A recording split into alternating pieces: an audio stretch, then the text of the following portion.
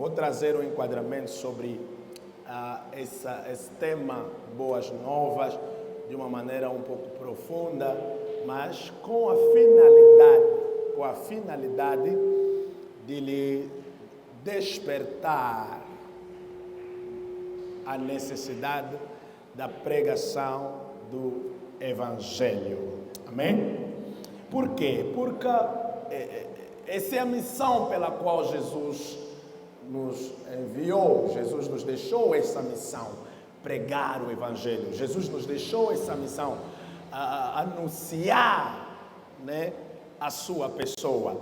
Então, se essa é a missão, nós precisamos perceber bem o que isso representa. Então, nós estamos aqui com esse desafio diante dos irmãos para instruir e ensinar sobre esse tema, Boa Nova. Ok, quando nós olhamos para a palavra de Deus, nós vamos encontrar essa expressão Boas Novas, ok? Várias vezes em vários textos, ok? Várias vezes em vários textos e também no Antigo Testamento e no Novo Testamento. Então, essa palavra Boa Nova, ou essa frase Boa Nova, ela se repete na Bíblia em vários textos, e no Antigo e no Novo Testamento. Mas, essencialmente falando, em termos históricos, ok? A expressão Boa Nova era aplicada para aquelas pessoas que traziam alguma notícia boa de algum lugar, né?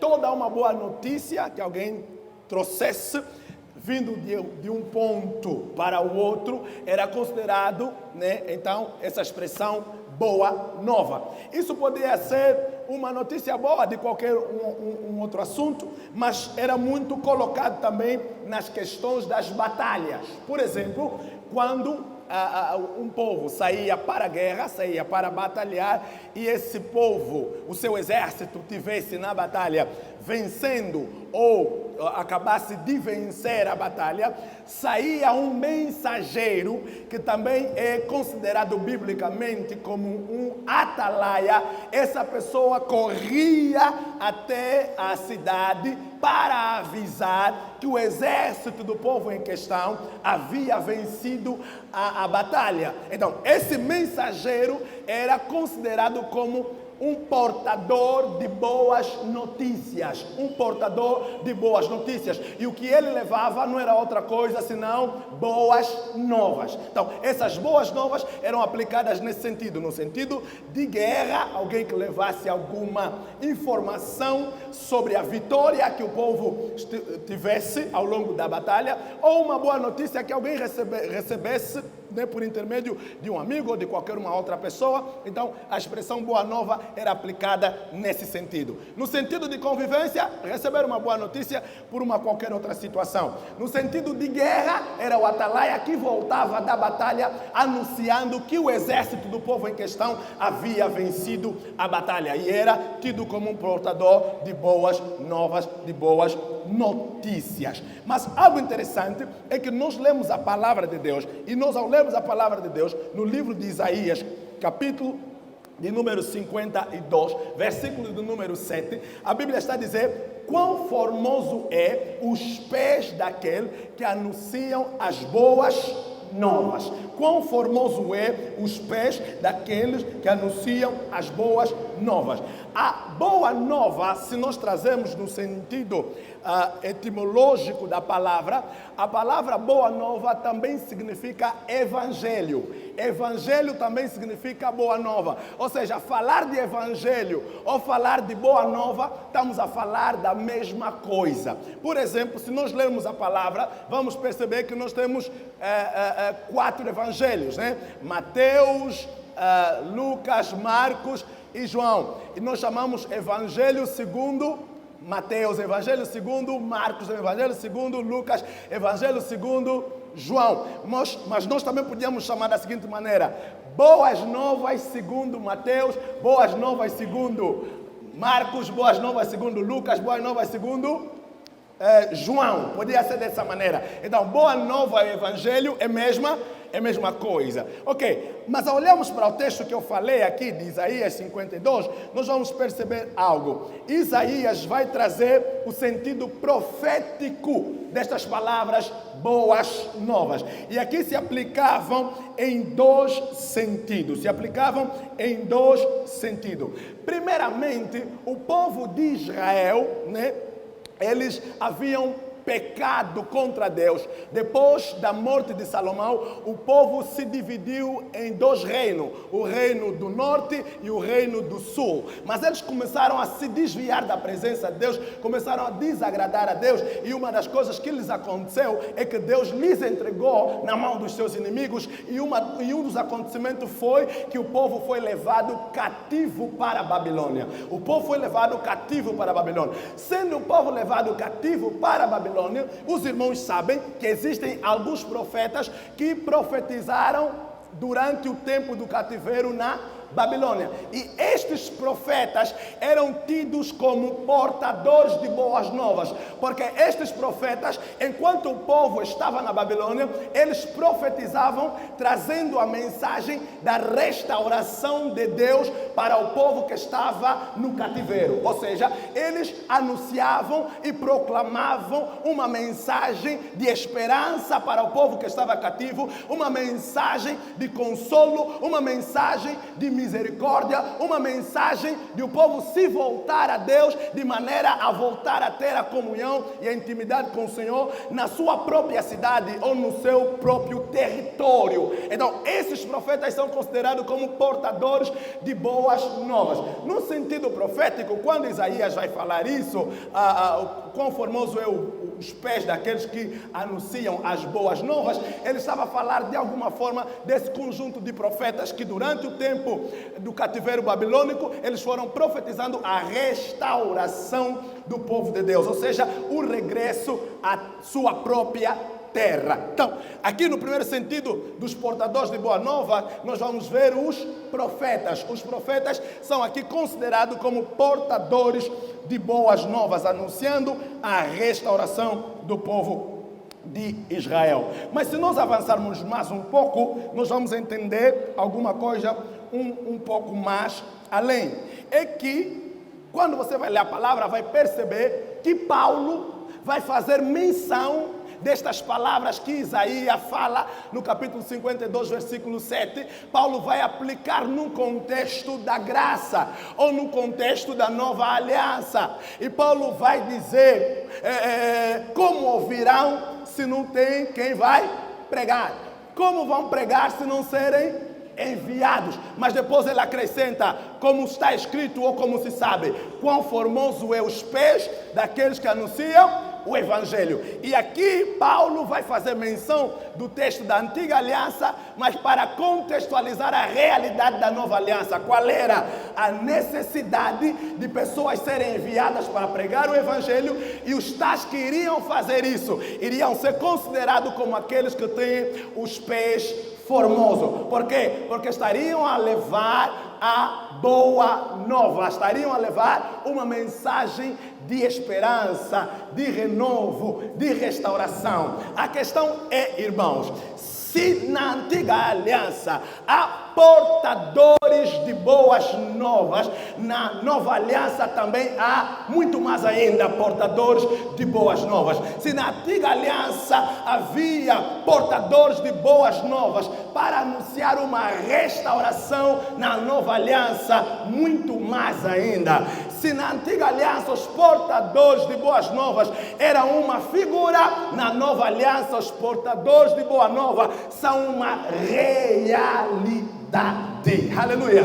Então, quando nós vamos olhar para a palavra, nós vamos perceber esse enquadramento com relação à expressão boas novas, com relação à expressão boas novas. E deixa aqui abrir um parênteses para lhe dizer que a partir do momento que você se converte, você se torna filho de Deus, você se torna um portador de boas novas, um portador de boas notícias. Mas sabe o que é interessante? É que quando eu olho no texto, Isaías está dizendo assim: quão formoso é os pés daqueles que anunciam o Evangelho. Só que há um contraste entre a expressão formosura e a verdadeira realidade que acontecia com este tal mensageiro que trazia a mensagem do campo de batalha. Por quê? Porque a história vai mostrar que essa pessoa percorria longas distâncias e fazia-o a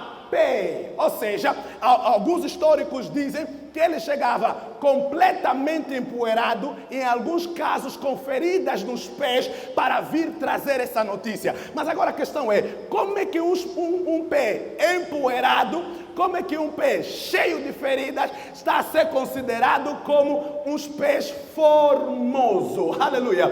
Sabe por quê?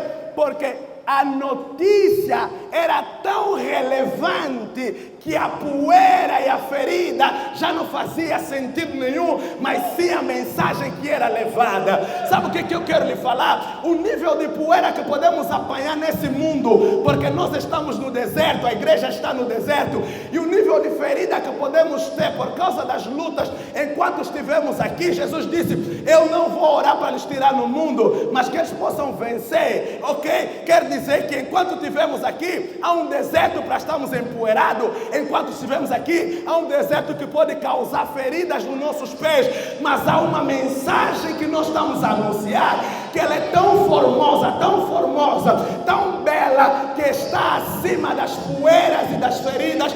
E a questão do anúncio daquele que vai levar essa mensagem não é referenciado à poeira, nem é referenciado às feridas, mas é referenciado à mensagem que ele está a levar. Meu irmão, nós não vamos ser conhecidos pelas poeiras, nem tão pouco pelas feridas nesse mundo. Vamos ser conhecidos pela mensagem que nós vamos carregar, pela mensagem que nós vamos anunciar. Estás a passar por lutas, tá bom. Tem poeira, tá bom. Mas não deixa de anunciar a boa nova. Não deixa de trazer boas notícias. Alguém aplauda fortemente o nome do Senhor. Não, você pode fazer melhor, aplauda o nome do Senhor. Então nós temos essa realidade aqui, irmãos. Ok? Nós temos essa realidade aqui. Mas agora veja algo interessante. Falamos de Isaías 52, versículo 7, Romanos 10, 15, e fizemos aqui esse casamento, esse cruzamento. Mas deixa agora avançar um pouco para Marcos e começar a introduzir algumas coisas. O que eu vou fazer hoje, o primeiro dia, é colocar bases, e no próximo domingo nós vamos já poder voar muito mais à vontade. Mas vamos lá para Marcos. Mestre Maurício, por favor, me ajuda a ler. Se tiveres a versão que diz princípio das boas novas, também podemos fazer, para vermos como é patente, então, essa realidade ali. Marcos capítulo 1, versículo de número 1. Aleluia. Aleluia. Oh, aleluia, irmãos. Glória a Deus. Louvado seja o nome do Senhor Jesus. Marcos capítulo 1, versículo 1. Este é o princípio das boas novas, a respeito de Jesus Cristo, o Filho de Deus. Este é o que, irmãos? Não, peguem comigo, isto é o quê? Oh, irmãos, isto é o quê? A igreja comigo, não estou a sentir. Isto é o quê? O princípio, Isto é o princípio. Se eu fizesse uma pergunta para alguém, hoje, sem termos lido esse texto, e perguntar, aonde é que começa o Evangelho na Bíblia? Certamente uma das respostas seria, depois da descida do Espírito Santo. Uns diriam, depois de Jesus ter morrido. Outros diriam, depois de Jesus ter ressuscitado. Mas nós temos um texto claro, sem voltas, em Marcos, a dizer, este é princípio do Evangelho. O princípio das boas novas. Mas está se falando do princípio das boas novas. Jesus ainda não morreu, Ainda não morreu, ainda não ressuscitou, o Espírito Santo ainda não desceu, mas já estão a dizer princípio das boas. Aí nós vamos entrar em choque, Porque o que mais nós aprendemos é que o Evangelho começou com Jesus morrendo, com Jesus ressuscitando ou com a descida do Espírito Santo. Então, precisamos entender bem Marcos capítulo 1, versículo 1, para fazer aqui o enquadramento e deixarmos, né, então, tirar essa nuvem espessa com relação a essa realidade do começo do Evangelho. Mas ali está Marcos dizendo isso, o princípio do Evangelho, princípio das boas novas. Mas aqui é algo interessante. Várias vezes eu vou voltar nessa questão de Mateus, Lucas, Marcos e João. Várias vezes eu vou voltar nisso. Por quê? A Bíblia fala sobre a necessidade de nós sabermos cortar corretamente a palavra. Cortar corretamente a palavra. O que significa cortar corretamente a palavra? Cortar corretamente a palavra é você ser capaz de enquadrar cada versículo, cada realidade no seu devido posicionamento. Ou seja, existem várias dispensações na Bíblia e você não pode fazer confusão, né, com relação às dispensações, porque se você faz confusão com relação às dispensações, você vai ter dificuldade de perceber a mensagem, vai cometer muitas heresias. E os 4 evangelhos é uma forma do corte do Evangelho. Então, várias vezes vocês vão me ouvir nessa igreja ter que voltar a explicar essa questão de como Mateus escreveu, de como Marcos escreveu, de como Lucas escreveu e de como João escreveu. Porque você não pode olhar eles da mesma forma, nem pode enquadrar os versículos neles de uma forma geral, de uma forma linear, porque cada um deles cortou as escrituras numa direção, numa visão diferente. Porque se você não faz isso, você vai cometer alguns erros. Então, vamos lá novamente nessa questão dos 4 evangelhos. Mateus escreveu apresentando Jesus como?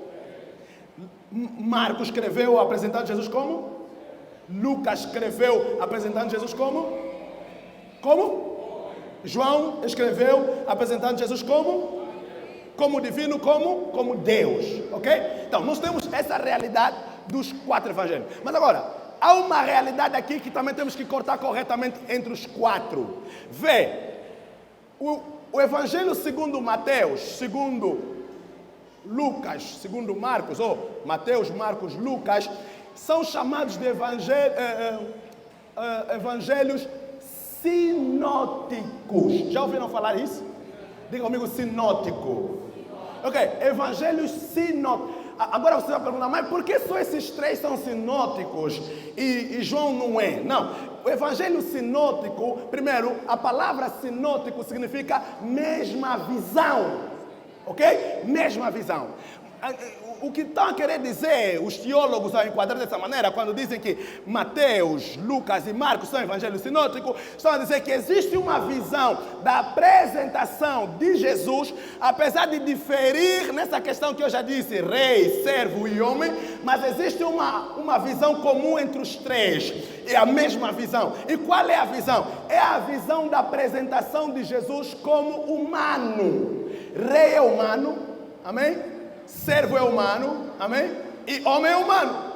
Mas Deus é Deus, amém? Jesus é Deus na perspectiva de João. Então, os 3 apresentam Jesus na visão humana, amém? Na visão humana. Por isso é que você vai ver, já expliquei aqui várias vezes, em Mateus Jesus é batizado, em Lucas Jesus é batizado, mas em João ele não é batizado. Em Mateus e em Lucas ele nasce, mas em João ele não nasce. Porque é Deus, aleluia. Então, os 3 primeiros evangelhos são evangelhos sinóticos, a mesma visão. É a visão de Jesus como homem, a visão humana de Jesus. Só que na visão humana de Jesus, Jesus é levado a ser apresentado como rei, mas é levado a ser apresentado como homem, mas também como servo. Então, nós estamos no livro de Marcos, aonde Jesus é apresentado como quem?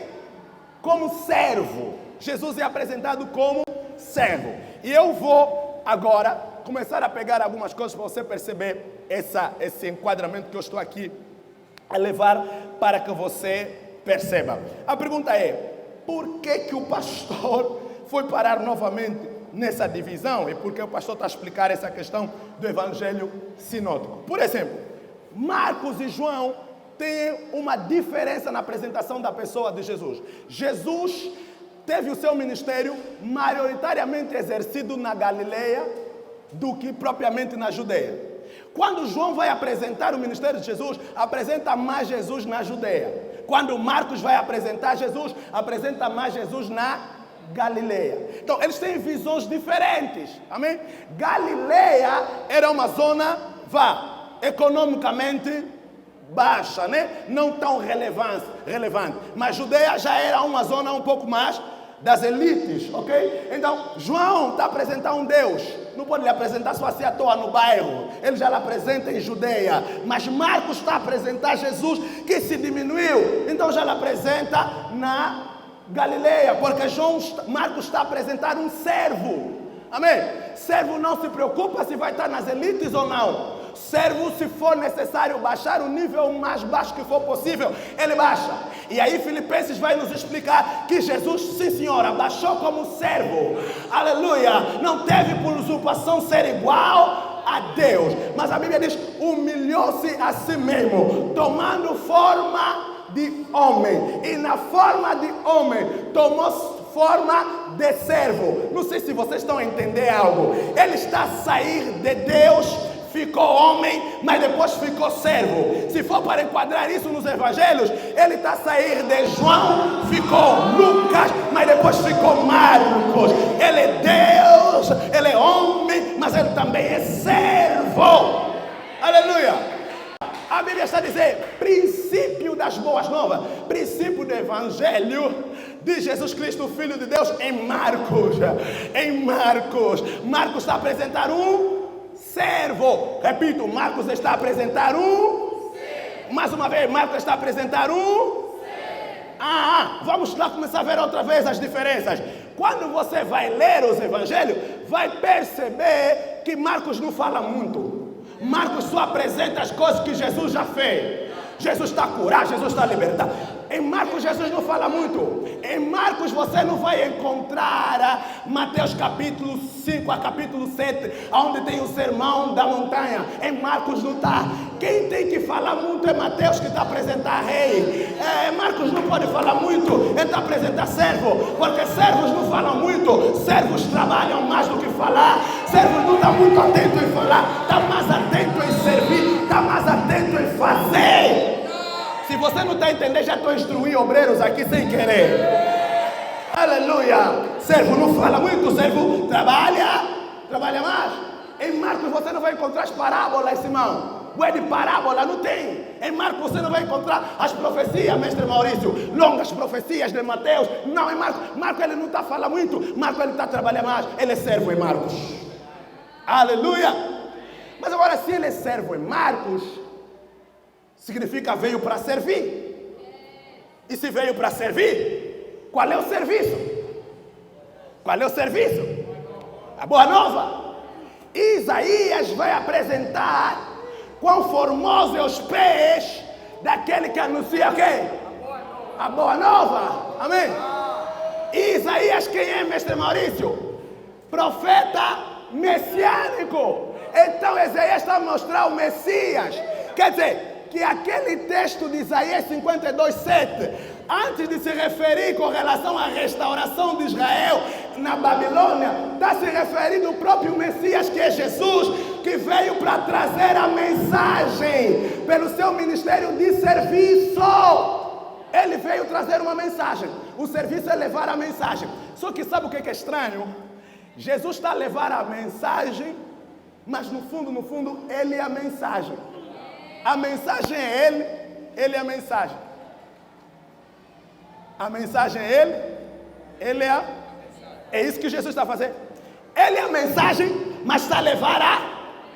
Aqui eu faço um parênteses para lhe dizer, não existe essa coisa de fazem o que eu falo e não fazem o que eu faço. Não. Verdadeiros portadores de boas novas, eles fazem o que falam o que fazem, porque Jesus não só anunciou a mensagem, mas ele em si mesmo é a mensagem. Aleluia. Não nos traz só muita revelação bonita aqui, mas vive uma vida de revelação também. Quando nós vemos a tua fala, uma fala de revelação. Quando nós vemos o teu relacionamento, um relacionamento de revelação. Quando nós vemos o teu caráter, um caráter de revelação. Viva o que você fala, fala o que você vive.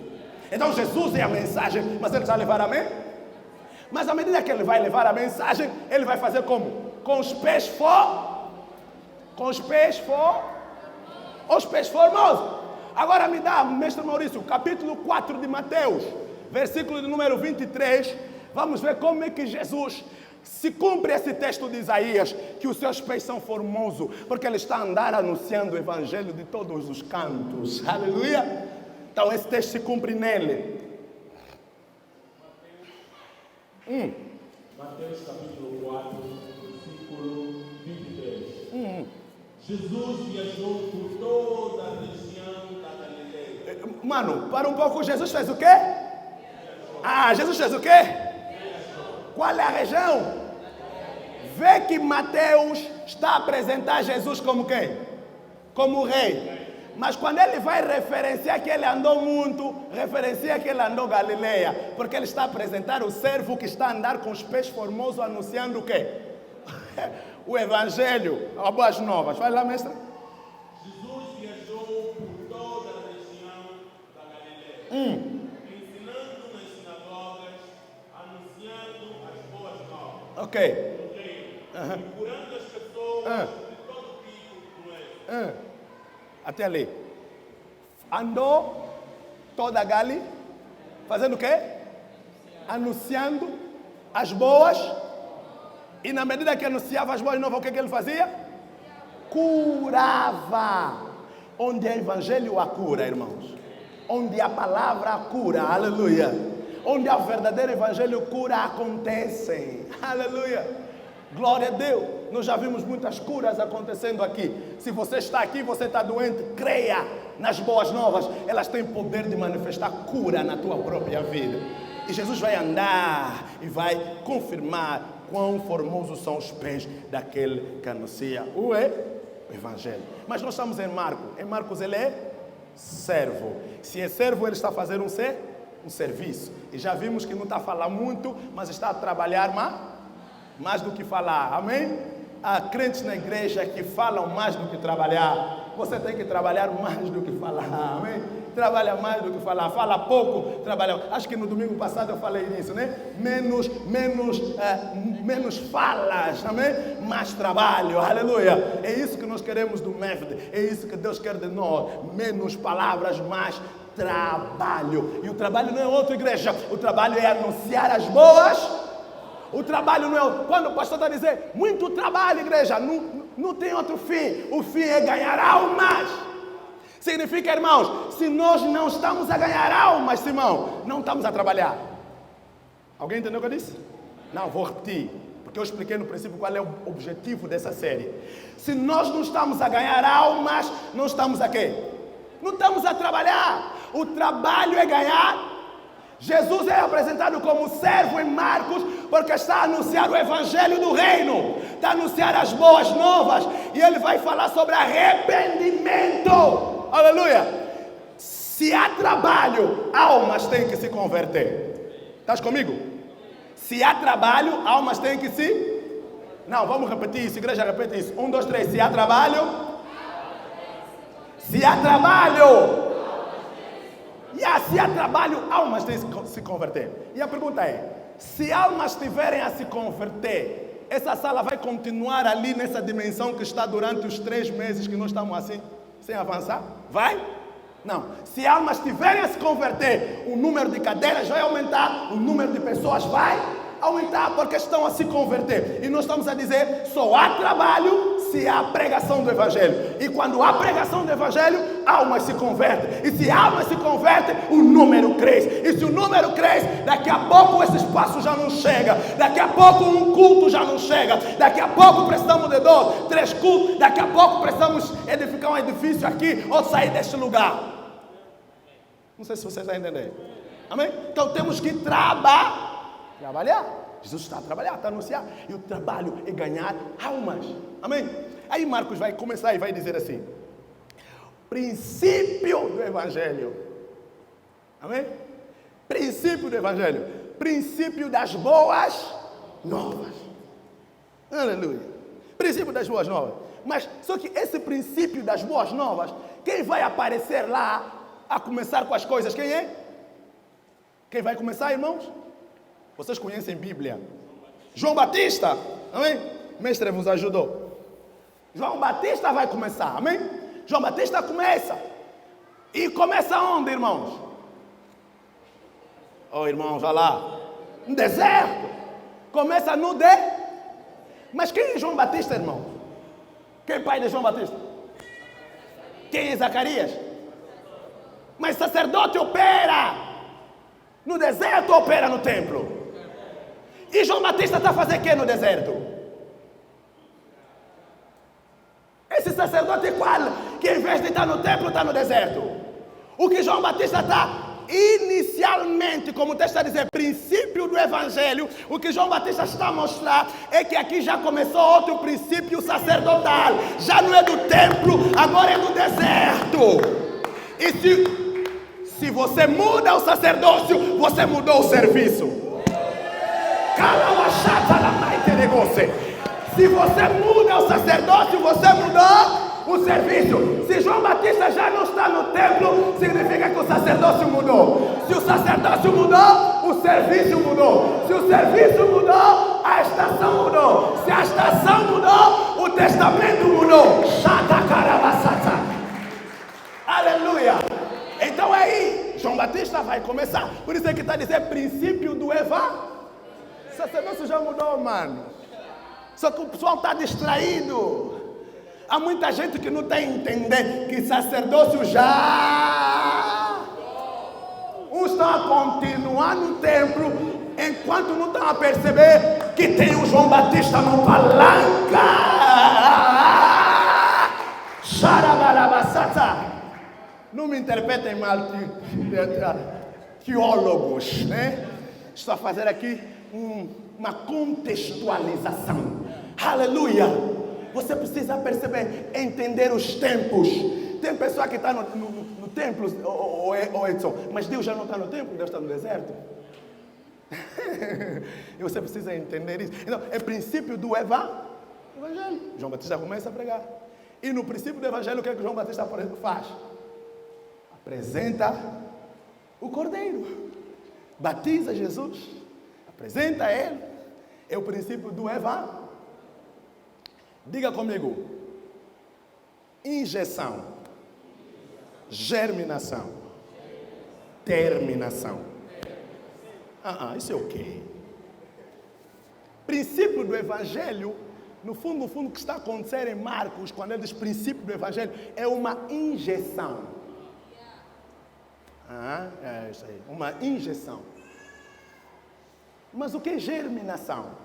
Germinação é uma produção de vida no interior que ainda não é visível no exterior. Então, quando João Batista está a pregar, o que ele está a fazer? Ele está a fazer uma injeção. Quem é agricultor aqui pode estar a entender um pouco o que eu estou a dizer. O que você faz na questão da agricultura é, primeiro, você faz uma injeção. Coloca a semente. Isso é o quê? Você injetou. Depois de injetar, ela lá dentro ainda, sem você ver nada, o que ela vai começar a fazer? Vai germinar, mas você não está a ver. Mas depois ela aparece. Amém? Então, o Evangelho é semente.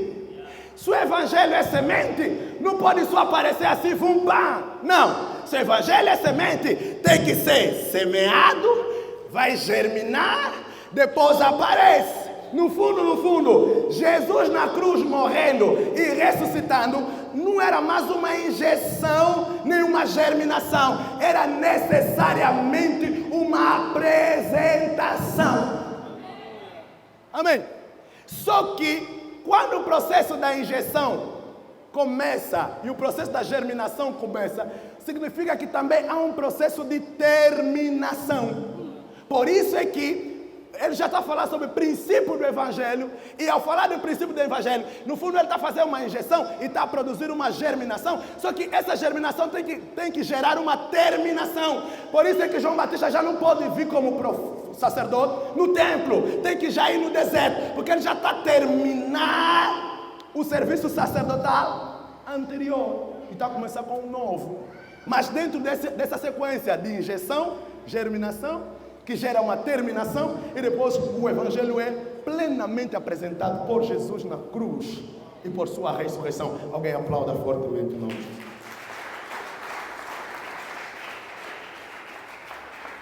Então, irmãos, Marcos vai apresentar o servo e vai apresentar o seu servir.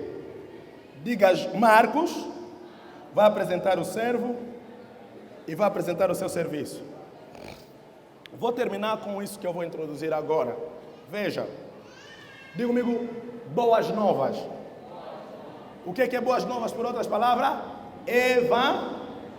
Evangelho. Boas novas é Evangelho. Ok. A pergunta que se segue é: o que é o Evangelho? Né? A pergunta que se segue é: o que é o Evangelho? Alguém podia voltar. Evangelho é boas novas.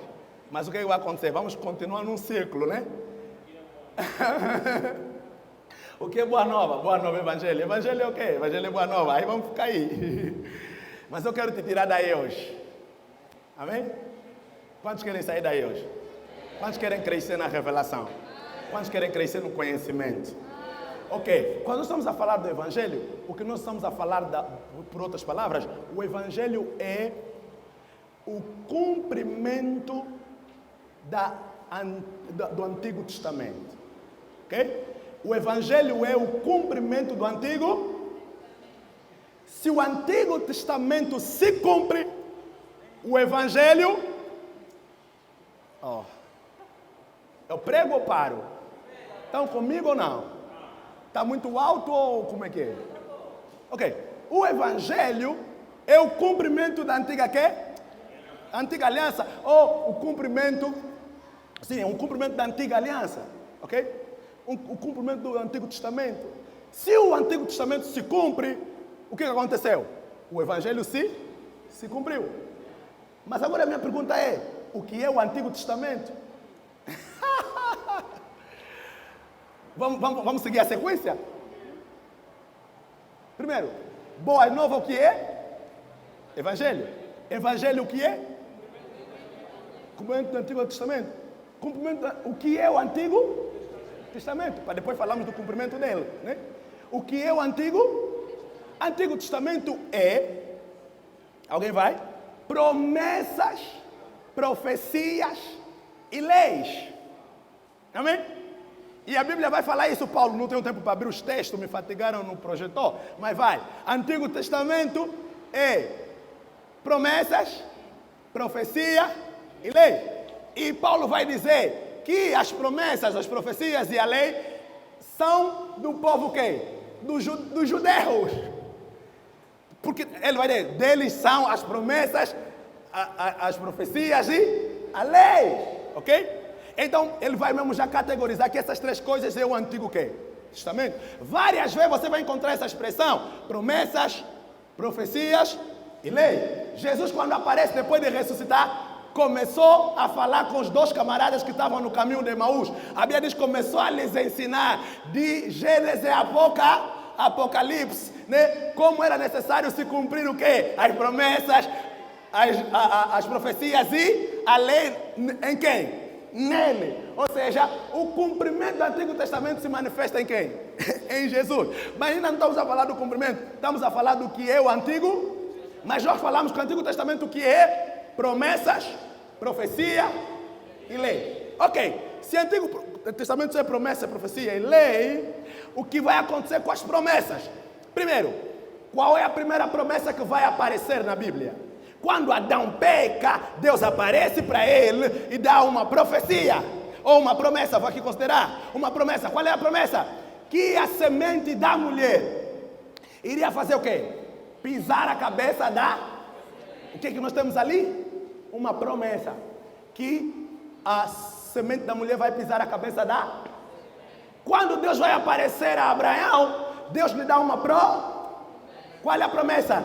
Que o descendente dele vai herdar a terra. Atenção, não é os descendentes, é o descendente. Já explicamos sobre essas coisas. Então, Jesus é esses dois descendentes. Jesus é descendente da mulher, mas Jesus também é descendente de Abraão. E Jesus cumpre essas duas promessas. Como descendente da mulher, pisou a cabeça da serpente na cruz. Como o descendente de Abraão é o verdadeiro Isaac que foi no altar e saiu do altar e nos deu vida. Então significa que as promessas se cumpriram em quem? Em Jesus, ok? Se as promessas se cumpriram em Jesus, tá bom? Vamos avançar, sim. Vamos avançar um pouco mais. Vamos perceber, falta o quê? Falta lei, profecia e lei. Profecia e lei. De que maneira eu posso colocar isso? Vou pegar primeiro na questão da lei, depois vou juntar a lei e a profecia e fecho aqui. Vê, a lei vai falar, Paulo em Gálatas, que a lei foi considerado como um aio, um meio, ok? Para se chegar à verdadeira realidade. E quando o tutor termina o trabalho dele, ele é dispensado. Então, quando Jesus vai morrer e ressuscitar, a questão do tutor fica para trás, porque a graça foi disponibilizada. Mas se dessa maneira não ficou muito claro, eu trago a outra ilustração. Jesus está com os 3 discípulos, ele vai para um monte e começa a se transfigurar. E a Bíblia declara que aparece, enquanto ele se transfigurava, Elias e Moisés. E a Bíblia declara que os discípulos, depois de ver aquilo maravilhados, disseram assim: Mestre, vamos fazer aqui três tendas. Uma para ti, uma para Moisés, uma para Elias. E ele diz: bom estarmos aqui. Só que a Bíblia diz que enquanto ele falava, veio uma nuvem, os cobriu. E ouviu-se uma voz que disse: este é o meu filho, em quem eu me comprazo, escutai-o. Sabe, Pedro disse: vamos fazer 3 tendas para Jesus, para Moisés e para Elias. Foi uma autêntica ofensa para Deus. E sabe o que Deus fez? Deus me mandou calar a boca. Quando ele fala isso, a nuvem vem e lhes cobre. Como quem diz: jovem, não fala isso. Essa estação já não é estação para você colocar Elias e Moisés, jovem. Essa estação é outra. Você não precisa de 3 tendas mais. Você não precisa de 3 tendas. Por isso, amigos, quando ele fala assim, a nuvem vem e lhe cobre. E Deus fala: este é o meu filho amado em quem eu me compro. Por outras palavras, Deus está a dizer para Pedro: não são 3, é só um. Não são 3, é só um. Não são 3, é só um. Por outras palavras, o que Deus está a falar para Pedro é: já não são profecias, já não são leis, é o cumprimento delas. Já não são profecias, já não são leis, é o cumprimento dela na pessoa do meu filho. Por isso ele está a dizer: esse é o meu filho amado em que eu me comprazo, escutai-o. Por outra palavra, não escutem mais profecia, não escutem mais lei, escutem Jesus. Não escutem mais profecia, não escutem mais lei, escutem Jesus. Se há uma lei fora de Jesus, não é lei. Se há uma profecia fora de Jesus, não é profecia. Profecia que a profecia está em Jesus, lei que a lei está em Jesus.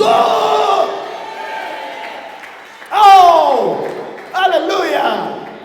E se isso é verdade, o que é que está acontecendo? Antigo Testamento já se cumpriu antes de Jesus ir na cruz até. Os teólogos vão apedrejar, né? É que, sabe qual é o problema?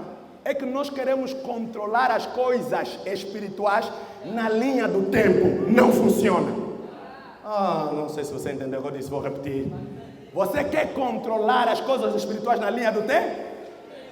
Nas coisas espirituais não existe 11 horas, 12 horas, 13 horas. Não existe segunda, terça, quarta. Não. Você está a olhar as coisas no Cronos. Deus vê as coisas no Kairos. Deus vê as coisas numa outra visão. Muita gente diz assim, Apocalipse é o livro das coisas futuras. Quem te disse? Se quando João vai falar em Apocalipse, viu o cordeiro como que tinha sido morto. Aí o cordeiro já não morreu. Está a ver? Não, um cordeiro que sentou no trono. Foi sentar quando? Não é depois de morrer? Então, João está a te falar, não propriamente de coisas futuras, está a te falar de coisas que já passaram. Então, Apocalipse não é sobre coisas futuras. Apocalipse é sobre coisas passadas, presentes e futuras. Não sei se é isso? É sobre coisas passadas, presentes e futuras. Isso é Apocalipse. Mas te ensinaram que Apocalipse é só... É que João está numa visão, mas dentro dessa visão, Simão, está a ver passado, presente e futuro. E Deus vê as coisas assim. Deus vê passado, presente e futuro numa mesma linha, no mesmo tempo. Por isso é que Jesus ainda não foi na cruz, mas Deus já está a lhe ver que já foi na cruz, já saiu, já ressuscitou. Por isso é que está a falar para Pedro, não traz mais aqui 3 tendas, não traz mais 3 tendas. Já não tem lei, já não tem profecia. Porque o cordeiro não vai ser imolado, Pedro. O cordeiro foi imolado, glória, antes da fundação do mundo. Vocês é que estão a lhe ver a ser imolado agora. Eu já lhe vi imolado antes da fundação do mundo. Então, seguindo essa linha que eu te apresentei, eu posso ser ousado para te dizer que Jesus morreu na cruz mesmo antes de ir à cruz. Se eu te dizer quando ele entrou no Jordão, foi fazer lá quê? Você sabia que o povo de Israel montou um altar dentro do Jordão, mas esse altar nunca foi oferecido lá um sacrifício? Se há um altar, tem que ter sacrifício. E é um altar que Israel deixou dentro do Jordão, que não tinha sacrifício. Jesus tem que ir lá, morrer naquele sacrifício e sair. O que é batismo? Batismo é morrer e ressuscitar. Então Jesus morreu antes e ressuscitou antes de ir para a cruz e antes de entrar para o túmulo. Essa é a visão de Deus. Só que nós vimos na visão sequencial. Deus já vê presente. Amém? Você está comigo até aqui? Boas novas, o que é? Evangelho. Evangelho o que é? Que é o Antigo Testamento? Isso tudo se cumpre em quem? Alguém aplauda fortemente o nome do Senhor. Se coloque em pé. Se coloque em pé. Se coloque em pé, por favor.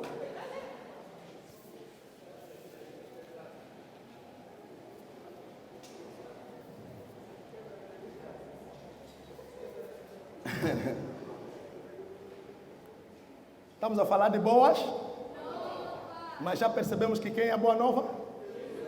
Jesus é a boa nova.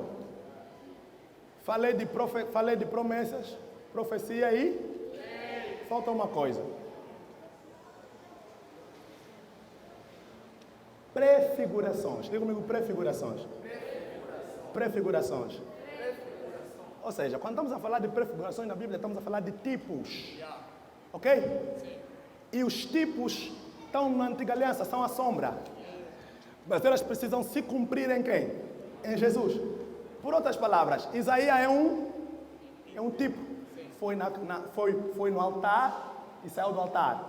E Hebreus vai dizer que Isaac morreu Isaac morreu e é um tipo. Davi é um tipo. Filho de Davi. O verdadeiro filho de Davi quem é? É Jesus. Por isso é que Bartimeu entendeu a revelação, não lhe chamou Jesus, chamou filho de Davi. Porque está dizendo, aquele Davi aí não é Davi, o verdadeiro Davi é quem? É você. Salomão é um tipo. Salomão significa paz, ele é o príncipe da... Então, as promessas, as profecias, as leis e as prefigurações, todas elas se cumpriram em quem? Todas elas se cumpriram em Jesus. Mas deixa aqui de pegar a questão da prefiguração. Prefiguração são sombras e tipos. Diga comigo, sombra. E eu gosto dessa questão da sombra. E hoje está bonito aqui a minha sombra. Alguém aqui consegue ver isso? É sombra. Antigo Testamento é sombra. Se é sombra, eu costumo dizer, reparem para isso. Há uma diferença abismal entre a minha sombra e a minha pessoa. Na minha sombra, você só consegue ver a minha estrutura. Mas na minha sombra, você não consegue ver como é que são os meus olhos. Não consegue ver como é que é o meu nariz. Não consegue ver qual tipo de roupa eu meti. Não consegues ver qual é a cor da roupa que eu meti. Não sei se alguém está entendendo. Os camaradas Abraão e companhia, eles estavam na sombra. Eles estavam na antiga aliança, na sombra. Ou seja, eles não viam claramente as coisas. Mas o que não se via claramente, se vê claramente em quem? Por isso Pedro não faz 3 tendas.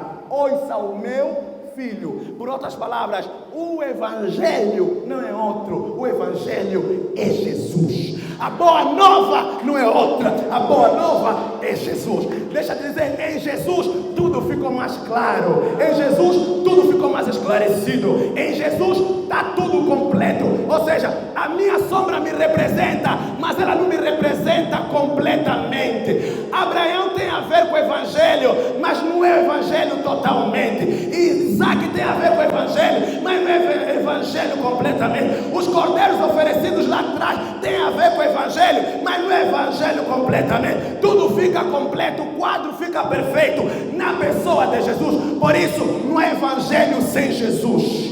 Não há evangelho sem Jesus. Não há boa nova sem Jesus. A boa nova é que Jesus veio, morreu e ressuscitou e vive para sempre.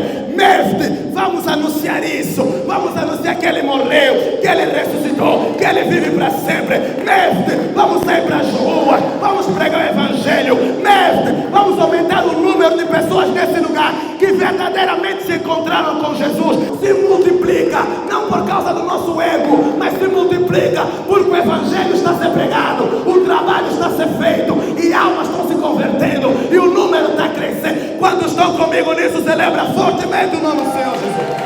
Aplauda fortemente o seu nome nessa hora. Ei, aleluia, glória a Deus. Levanta as tuas mãos para cima. E nós estamos num culto de ceia, irmãos. E culto de ceia, irmãos, não é outra coisa. Paulo está dizendo, anunciai a minha morte, até que eu venha. Quando você está a cear, você está a anunciar a sua. E anunciar a sua morte é o que, irmãos? Boa nova. Anunciar a morte é a boa. Então quando você ceia, você está dentro da boa nova. Aleluia. E atenção, a boa nova, oh come on, é uma questão não só de anunciá-lo para fora, mas anunciá-lo em nós. Cada vez que você reconhece que Ele morreu e ressuscitou, você está a anunciar para ti mesmo. Você está a confirmar essa verdade em você. E é isso que você faz quando você ceia. Amém? E nós vamos fazer isso hoje. Mas nós queremos adorar ao Senhor. Queremos adorar ao Senhor.